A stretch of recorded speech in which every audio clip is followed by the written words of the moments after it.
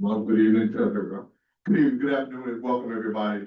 We're now going to call our meeting to order. We're now in session with the mayor, board of aldermen for the city of Brownsville on March 17th, 5:30 p.m. meeting. Thank you all for coming. We are now in session.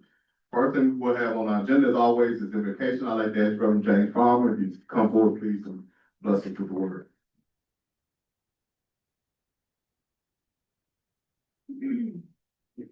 Yeah, We should know. it's a pleasure. May we pray? Eternal God, our Father, we thank you now for this day that you have allowed us to witness and be a part of. We thank you for the uncalculated care that you lend towards us each and every day.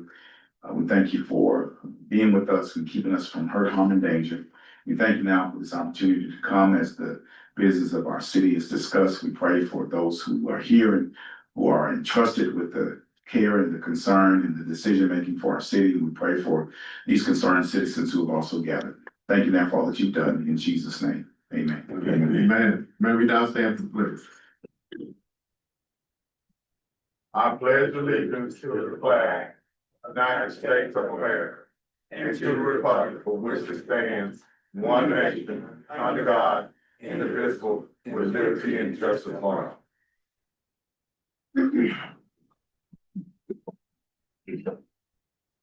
Yes, of course, notice that Ms. Carolyn, our vice mayor, is not here today. We want to keep her in our prayers and concerns that she's recovering.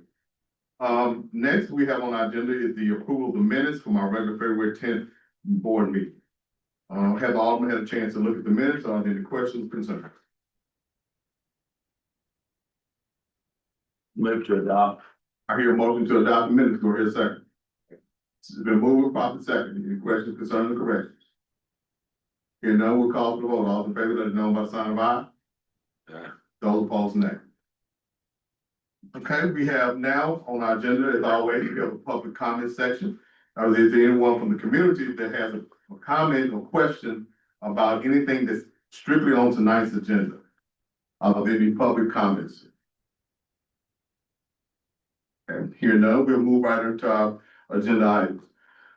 First, we have on our second reading, which also has a public hearing involved. On the second reading is a noise ordinance number 1047. That was presented to us before the planning commission, Mr. Shelton Mayor. Yes, sir. All right. Good afternoon, Mayor, and ladies and gentlemen of the council, ladies and gentlemen in the audience. Basically, this was a ordinance that was prepared due to the fact that the only ordinance that we had relative to noise was over 60 years old. So what we did was just modernize it, bring it up to date, and that's what you have before you tonight. It's relatively simple ordinance, doesn't get into too much specificity, but it has something that we'll have as a tool to utilize for the community purpose. You have any questions? Okay, at this time, we'll close out our session, go into our public hearing section on the second reading of ordinance number 1047. This is an ordinance governing loud noises and ordinances of violation of this regulation inside the city limits. It's pretty straightforward. This was adopted by the city council on our first reading. This is gives us a starting point. It's up to a 50-day per day fine for violation of this ordinance. This is on the second reading. Now we're in our public hearing. Are there any questions, concerns from the public? Okay, here none, we'll close out our public session. Now we're back in the hands of the alderman. Ordinance number 1047 on the second reading. Do I hear a motion to approve? Motion. Do I hear a second? Second. You've been moved properly second. Are there any questions, comments, or concerns from the alderman? Okay, here none, we'll call for the vote. All in favor, let it know by the sign of aye. Those opposed, nay. Okay. Or you just keep it placed. We do have ordinance number 1049. It's a hands-free administrative piece, but you can hold tight, Mr. Mayor, where you are. We'll go right back around to you. Ms. Bassett, do we have any other, Mr. Banks, do we have any other information or concerns on ordinance number 1048, the hands-free law administrative piece? No, Miss Carolyn's in back for the. Ms. Carolyn, are you? There you go. Yeah, do you have any additional information you want to add to this, let us know, you can come forward if you'd like to do so.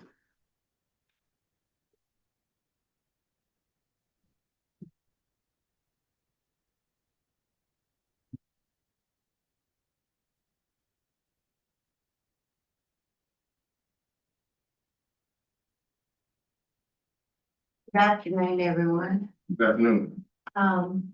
It's mandatory by the Tennessee state law.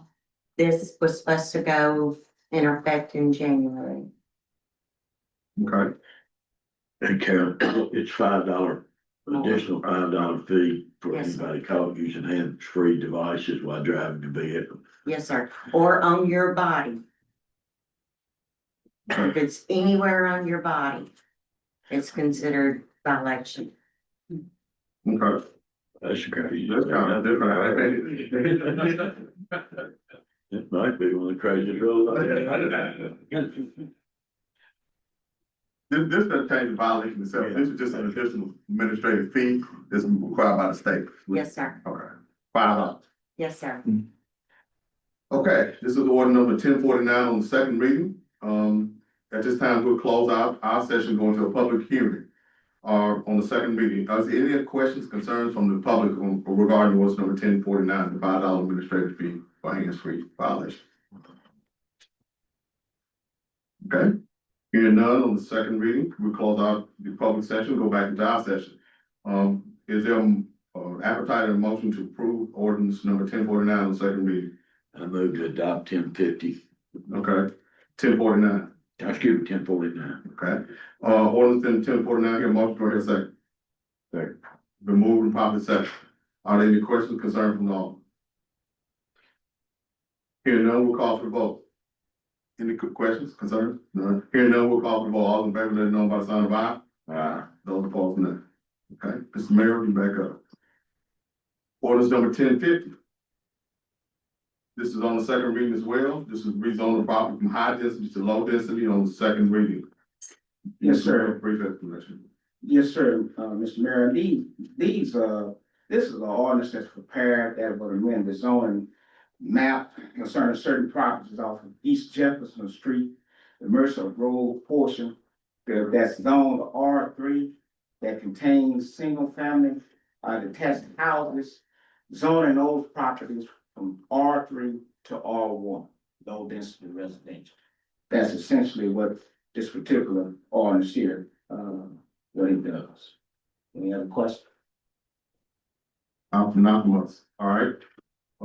Let you have something, no? Okay, this time we'll close our, the ordinance number 1050 on the second reading, we'll close out our session, go back into a public hearing session. At this time, is there any comments, concerns, maybe homeowners or property owners or the public in general concerning ordinance number 1050, rezoning from, high density to low density? Okay, here now, we'll go back into our session, all right? Ordinance number 1050, do we, the appetite or motion to approve 1050? Motion. Motion, do I hear a second? Second. The moved and properly second, any questions, concerns, comments from the audience? Here none, we'll call for the vote, all in favor, let it know by the sign of aye. Those opposed, nay. Okay. Ordinance number 1051, this is rezoned of the medium density to low density, on the second reading. Mr. Mayor? Yes, sir, Mr. Mayor, and it also, certain property, being rezoned from both R2 and general commercial. That'd be medium density residential and general commercial to all one as well. Basically what you're doing now, the same segment of road, the same corridor, on East Jefferson, the Mercer Road portion, the properties that are zoned medium density residential that contain single family residential houses detached, that those properties, be rezoned, from medium density residential to low density residential. And in that property that is zoned both medium density residential and general commercial, also that it be rezoned to, low density residential. And the reason why this is coming about is because of the narrowness of said East Jefferson Street. So if people are wondering why we changed the plan and why this came about, we're trying to protect, our citizens, and safety, and trying to avoid, traffic, I guess, Okay. that's it. All right, that's ordinance number 1051 concerning the same stretch of highway, Mercer Road, Jefferson Street. So at this time, we close out our session, go back into a public session as well on ordinance number 1051 on the second reading. Are there any questions concerned from the committee? Okay, hearing none, we'll go back into our session.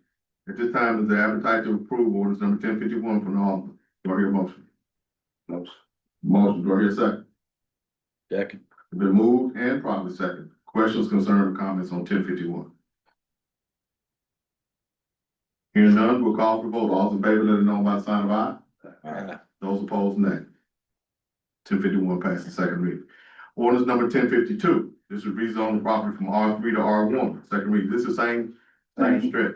Same stretch, this goes to the city limits, and incorporates properties on the north and south of the corridor. So, same deal, it's taking those properties, because the vast majority of those properties are R3 as well, and some of them are vacant, but, it's R3, it's getting all that reclassified to R1. Okay. All right, so now, once again, we go from our session back into a public hearing on the ordinance number 1052, rezone the property from R3 to R1 along the Mercer Road, Jefferson Street corridor. Are there any questions or comments from the community? Hearing none, we'll go back in our session. Is there, a motion for the approval of ordinance number 1052? Motion, do I hear a second? Second. Been moved and properly second. Are there any questions or concerns from the Alderman? Hearing none, we'll call the vote. All those in favor, let it know by the sign of aye. Those opposed, nay. Right. Ordinance number 1053. Amended chapter 11, provisions governing signs on the second reading. Mr. Murray? All this does, I know it's pretty lengthy, for Mr. Mayor and ladies and gentlemen of the commission. But basically, all we're doing is we're just taking the language that we just adopted in the Gateway Corridor provisions for State Route 76, Anderson Avenue, those landscaping provisions and the sign provisions, and we're incorporating them into the sign ordinance because we failed to do so initially. So all that does is pull that language and places it in there, and then we took care of some grammatical errors throughout and took out old references to international, I mean, not international, but the basically the old building code. It's international building code and stuff like that. So that we kind of smoothed it out. I know it's a little lengthy, Yes. but we hadn't incorporated new stuff except for the language in there for the Gateway Corridor provision. And this strictly is on the Anderson Avenue corridor. Yes, sir. That's correct. Okay. Mr. Merrill, this calls for the monument sign as Monument. well too. Right. Yes, sir. So we think obviously with that major corridor coming into town, that so the first time people see Brownsville will be coming through that corridor and regulatory, Strike. monument signs, Right. are gonna be a lot better than Right. multiple Flagpole. signs, Right. yeah, different heights, flagpole signs, so I'm glad we're getting that done, thank you. Yeah, and all the existing signs are being grandfathered in. That's correct. All right, now we're gonna close our session once again on the second reading of the chapter 11 provisions governing signs. Are there any questions or concerns from the community? We're now in a public hearing. I do have a question about having property on that corridor. Do that have any reference or bearing on church sign? The church signs, if you have an existing sign there, you're good. I don't have one at the moment. If you don't have one at the moment, there is a law called RLUIPA from the federal government. The religious, I can't go into that acronym and stuff like that. We'll work with you, but for the most part, there'll be monument signs, which is ground signs. You still be allowed to have a sign, Pastor. You just won't be allowed to have a great big old tall sign or billboard or anything like that. What about LED town? Right now, we don't govern it, but we will have a conversation with you, Pastor, and, Thank you, Mayor. You're welcome. Any other questions or concerns? Okay, we'll close out our public session, go back into our session. All right, ordinance number 1053, chapter 11, provisions governing signs on the second reading. Do I hear a motion to approve? Motion to approve 1053. Motion to approve, do I hear a second? Second. It's been moved and properly seconded. Any other questions, concerns from the audience?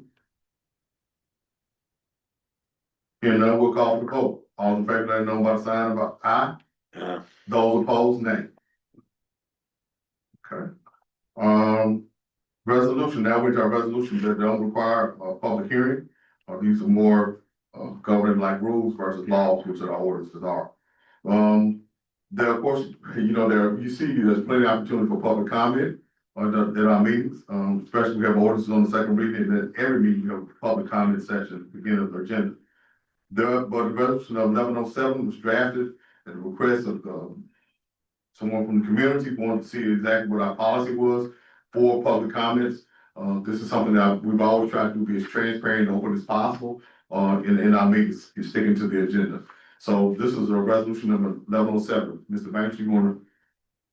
Yeah, so, the TCA requires us to adopt a policy on public comment.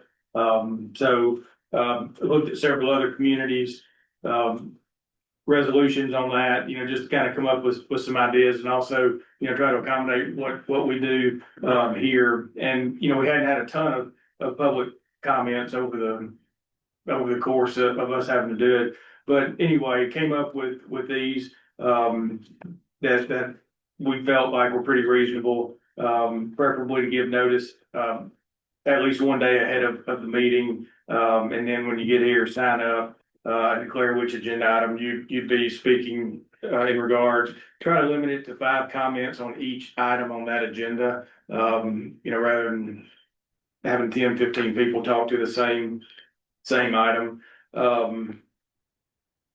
2 minutes, per person, on the comments. And then if we have a perpetual person that speaks at every single one, at some point in time, after, a couple meetings, we would try to give priority to somebody that hadn't had a chance to speak. It doesn't mean that they wouldn't get a chance. It's just the preference would be to somebody that hadn't had a chance. So anyway, that's just for the board's consideration, tonight.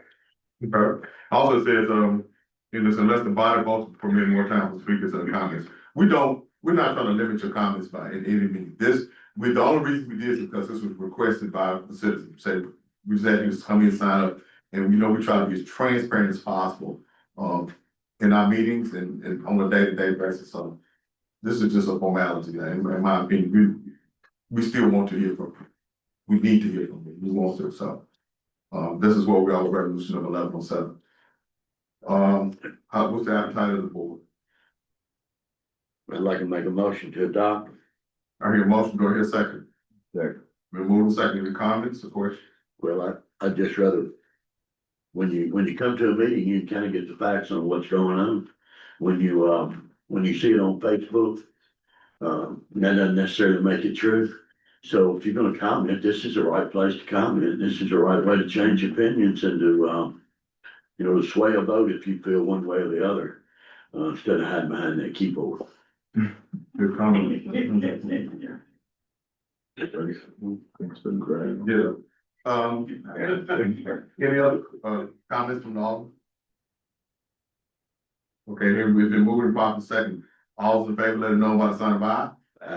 Those opposed, nay. Okay. 1108. There is a movement of, and Attorney Banks, you can speak to this as well. We have adopted a resolution. This comes from our Tennessee Municipal League after we traveled to Nashville and seen that there was some proposed legislation on capping property tax at 2% a year. And we just want to go on record as saying that we are opposed to this. We think this is something that we as a community decide when and where and how we do that. Because we have to maintain the services. Attorney Banks, you have any comments on the draft? This 1108. I'm gonna reserve any negative comments about the state trying to rule us here at the local level, so. Okay. Comment.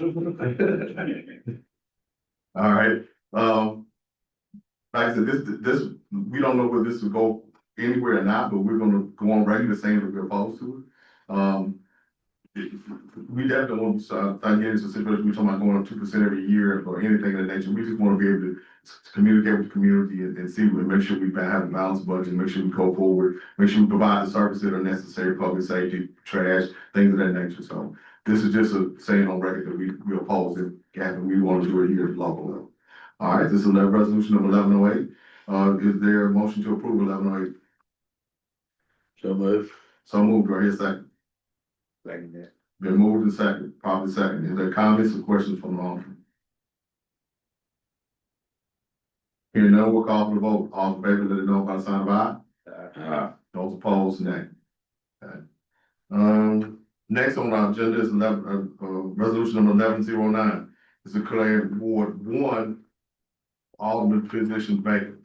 I think maybe somewhere 4 got on, but that should be alderman, that should be Ward 1. Not 4. Now 4, but 1. The typo. Yes. There's a typo. That's a typo. That's my fault. I'll take the hit on that. All right, okay, all right. So also on this resolution, we're just declaring the alderman seat vacant, for Ward 1. Also, we have Ms. Smothers here tonight. We also want the will of the board is to put this on the agenda on the ballot for our June election. We're so close to the election, we felt it would be appropriate to let the people decide how to fill this particular position. So we're getting all the business in order tonight. And I want to say thank you to Alderman Taylor for your years of service. Even before you became alderman, what you've done in the community, and trying to help people, and what you've done in your service is duly done. So thank you. And we appreciate it. You've inspired others in the community and all of us to try to get up and do something, where you can, the best you can. So we do appreciate that. Thank you very much. That's good.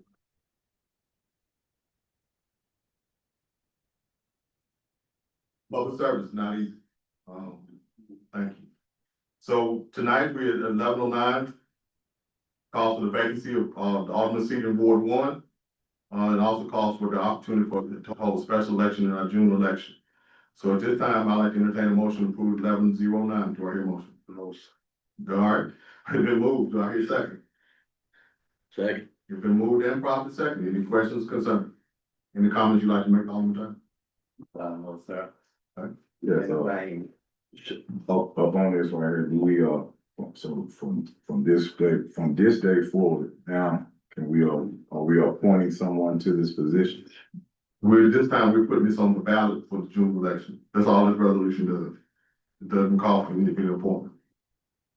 Yeah, Mayor, so this, we've got to do step 1, which is declare it vacant. Then we got a 60-day clock that starts on the city board.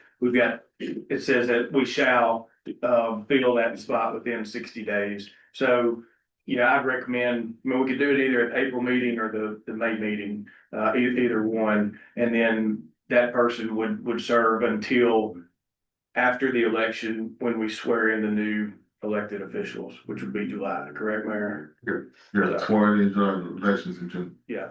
So, this board can either fill the vacancy at the April meeting or wait till the May meeting. And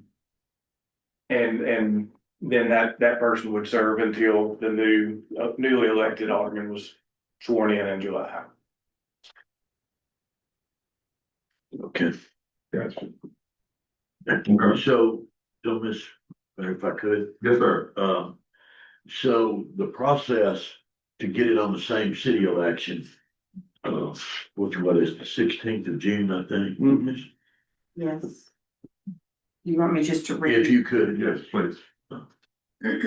Okay, just reading from Brownsville City Charter.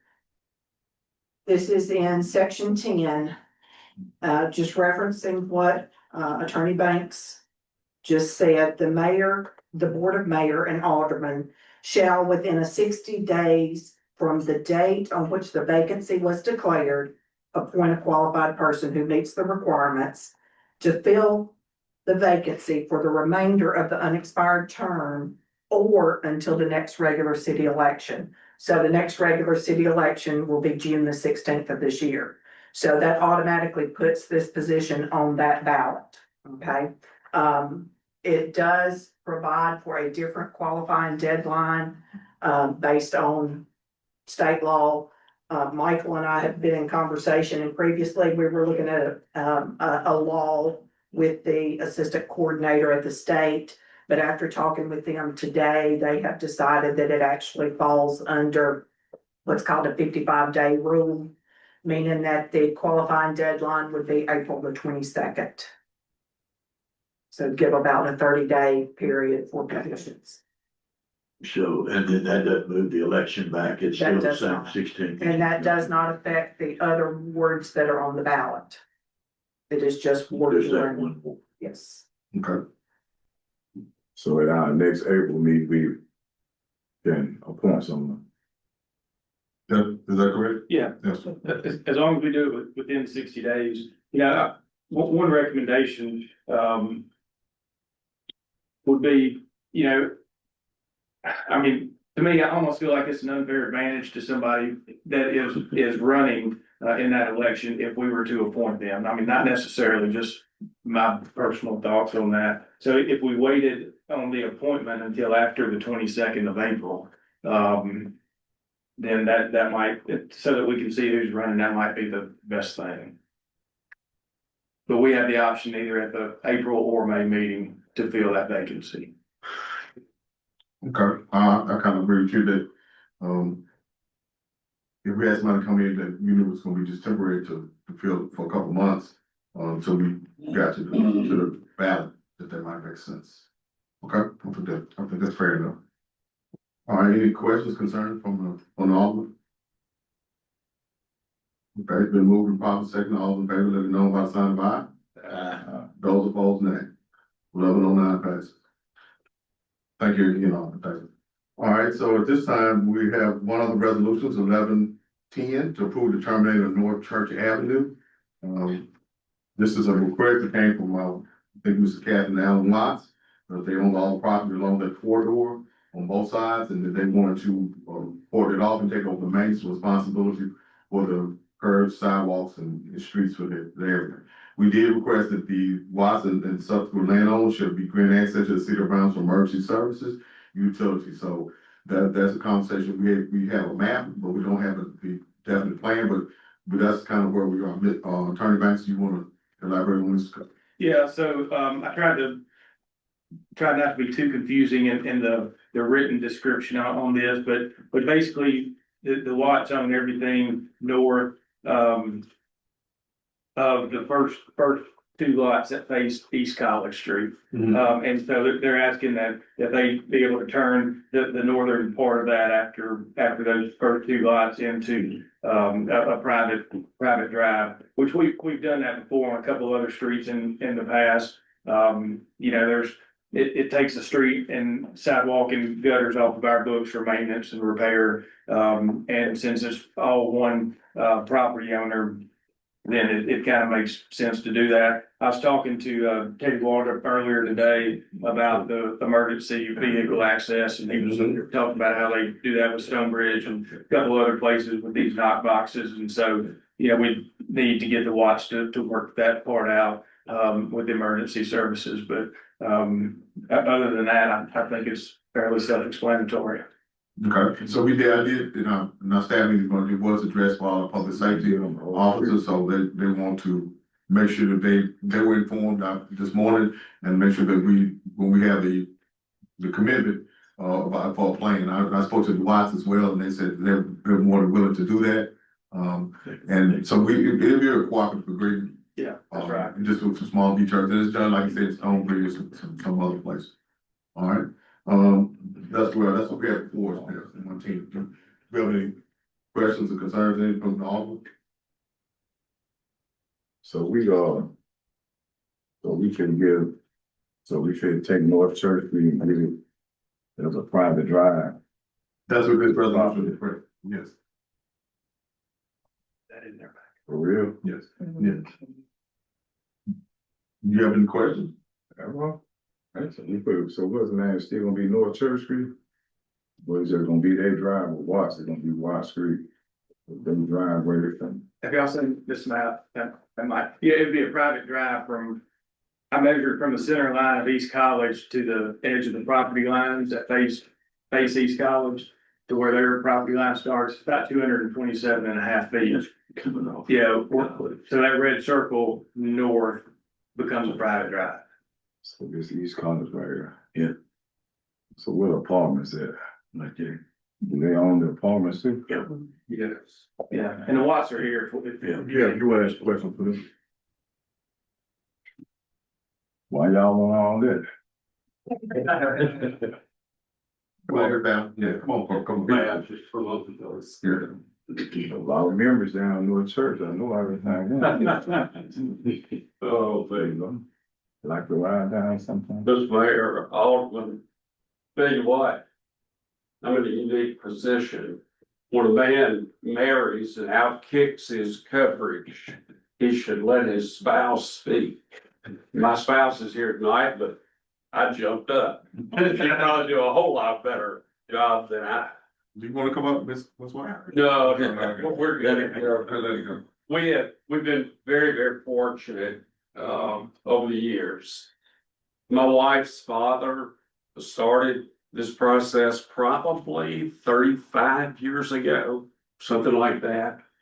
At the end of North Church, 25 to 30 years ago, there was a turnaround. And the city was gracious enough to work with my father-in-law. He paid for a new turnaround to be built, and it was moved, and the street was shortened considerably. Now, over the last 20 years, we've been very blessed. We've been able to purchase all the property on the street, all of it. There's an issue that we face. I used to think that a dead-end street would be about as good as life gets. I did. I thought that. Now, what we have found though, not so much local traffic, not necessarily Haywood County traffic, but many, many nights, we have vehicles that are from other counties, from other states. Really, really interesting. Lots of things that go on there. And for all practical purposes, it's really in the yard. It's in our yard, plus there's some rental residents on the street. There's a legal term, attorney banks, that and I'm as far from an attorney as you can get, okay? But this term quiet enjoyment, okay? We would really like to give the folks that live on the street an opportunity for quiet enjoyment. We're definitely willing to work with the city as it relates to emergency access, any access that the city needs. We're more than willing to work with the city on that. As you stated, Mr. Mayor, in addition to the access, any maintenance on the street, we are certainly ready to, we'll assume that the street is not very long anymore. It's much shorter than it was 25 years ago, really short. But I certainly hope that we can work together on this just for the betterment of the street, for its quiet enjoyment. We would certainly appreciate it. Okay. All right, are there any questions, concerns from the audience? We have a public safety, representative at the police department, fire department, ambulance authority. And I think after our meeting this morning, you guys just want to see what the access and the Watts have always been, in my opinion, have been very cooperative with the city, trying to help and work and make things better. So if there's an improvement, they will take on financial responsibility, is for consideration. Yes, sir. Just a comment, I live in a similar situation in a neighborhood where it is a private street. And you know, we just recently did some paving over there, and it's off the list for city paving, so we are responsible for all of our paving and maintenance and upkeep of those streets, which it does take a burden off of the city. There's one less street that we gotta pave, and I don't know that, you know, that it would be any, it's never been any hindrance as far as, emergency vehicles. We do have the lock out front. We have a key that's there for any emergency vehicles. And the power company gets in all the time. Anybody that needs access is able to get in the subdivision. So I just thought I'd pass that along. All right, any other questions or concerns from all? Alderman Pugh, you, another question? Yeah, we gonna make Bradford Street look good. It just should. I think it's a ripple effect in your community. If it's, Speed bumps on Bradford Street and stuff. well, once they turn this into a private drive, I'm sure the upkeep will be above par. Okay. Any other questions, concerns from all? Okay, hearing none, we'd like to entertain a motion to approve resolution number 1110. Motion to approve resolution 1110. Do I hear a second? Second. Well, actually, you can't. It's on you. No, All right. So do I hear a second?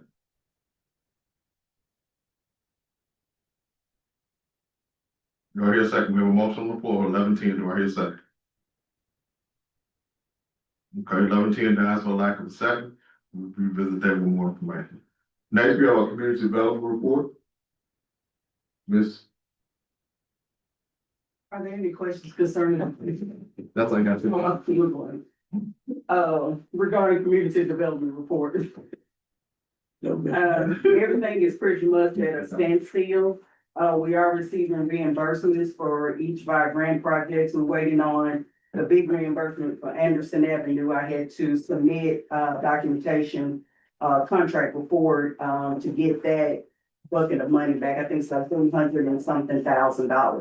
Really not, sure of the amount.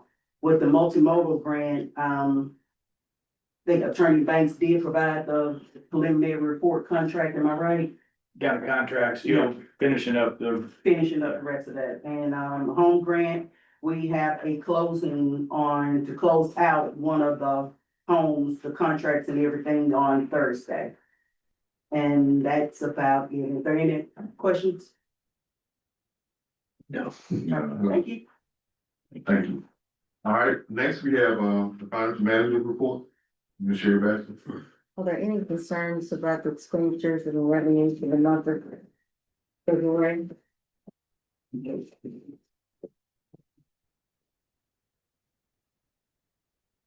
No. Do we have any questions? Any highlight, anything that might bring far to our attention? No, sir. Thank you. Rank balance is real good. Overall part for our budget. Okay. All right, if there are no questions concerning, I'd like to entertain a motion to approve the financial management report as presented. Do I hear a motion? So moved. Do I hear a second? Second. We will move and properly second. Any questions, concerns? Hearing none, we'll call for the vote. All those approved, let it know by the sign of aye. Aye. Those opposed, nay. Okay. All right, so the financial management report has been approved. Now we just have some pretty brief management report, just kind of update on where we've been. I did have opportunity to attend the Black History, Community Choir event. It was, the proceeds, they all were collected, went towards our HHS, choir. It was a beautiful event. It was really well put together. The talent that we have in this community is just amazing. And we just showcased it that night at Farmers Chapel. So thank you to all those who put that together. I see Mr. Jared is here and, Mr. Jerry Balls, Mr. Ricky Reed. We had, everybody that does all the gospel circuits, so they all came together, and they just did a wonderful, moving gospel event. It was really great. I can't wait to see what's next. That was really good. I also did attend these, 157th church anniversary for St. Peter Church. Bishop came down, he spoke, and we had an opportunity with other elected officials there. We all did have really good 157 years. Their church had been hit by a tornado.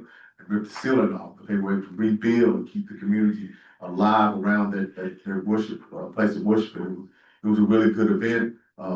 Bishop Thomas came down and spoke, who had formerly been at Farmers Chapel as a minister. He came down, he's the bishop for the Seaman Church, and he came and brought words of comfort. And he had been traveling, but it was a good country, hometown, again, the food was great.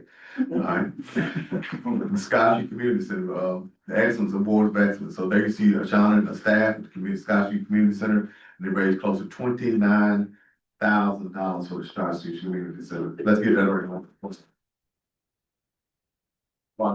In North Brownsville. So this is the annual event. This is the 4th annual event, but it's the Spirit of Excellence. And there were several award people that got awards, but the purpose and the cause was to raise money for the Scott Street Community Center. So thank you to the staff and everybody that works hard for our children to go over and beyond for our children in different places. Thank you.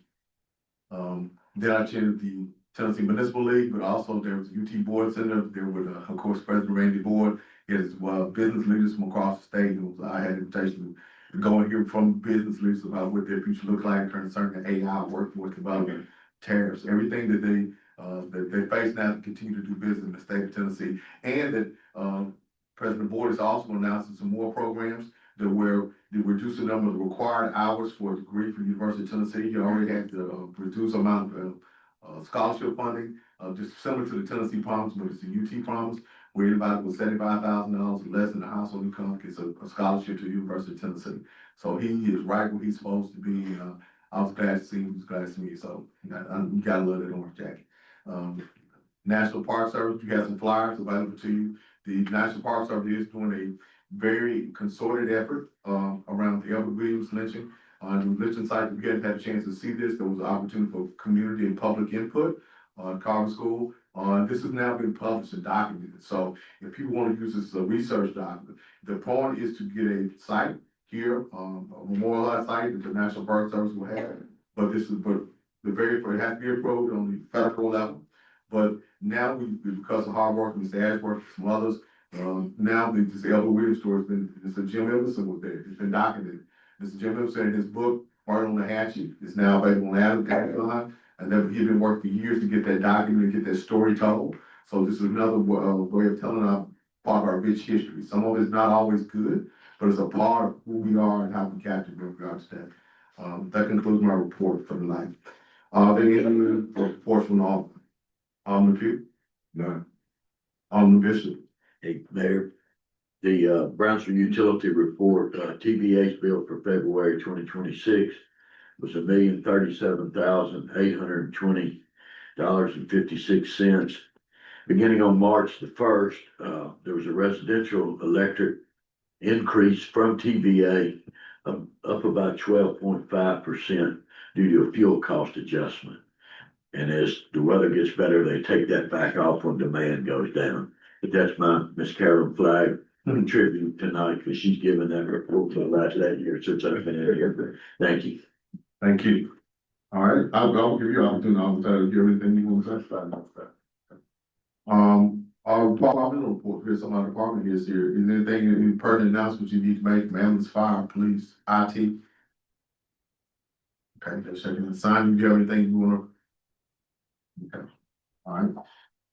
Also, one thing, we have some guests here, any members here from the, I know, departments from the West Star class, or any other West Star members here? Can you please stand? Just Reserve Farm. Okay. All right. Thank you all for coming. We don't have any department reports and no other reports. At this time, I'd like to entertain a motion to adjourn. Do I hear a motion? Motion. Do I hear a second? Second. The move properly second. All in favor, say aye. And all those agree, get them going.